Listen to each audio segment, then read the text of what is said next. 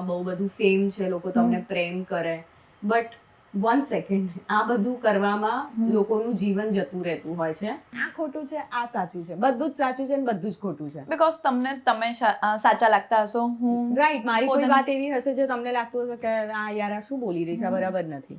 So it is just about your perspective. Exactly. So you have to explain your perspective in a good way. અગર કોઈ છોકરી છે જેને actor બનવું છે યા કોઈ છોકરો છે તો એના બાઇસેપ્સ હોવા જ જોઈએ. It was like a trend કેવો હોય કે ટ્રેન્ડ એવરી 10 યર્સમાં જતો રહે.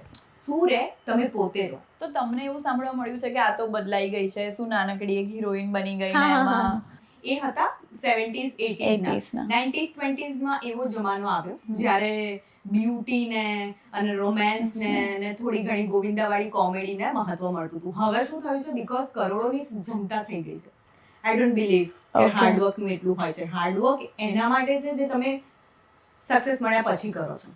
ઓકે.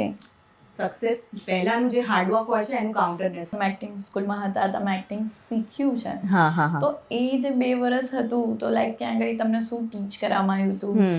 હું એવું માનું છું કે જે એક્ટર નો અવાજ સારો છે એ સૌથી સારો એક્ટર છે.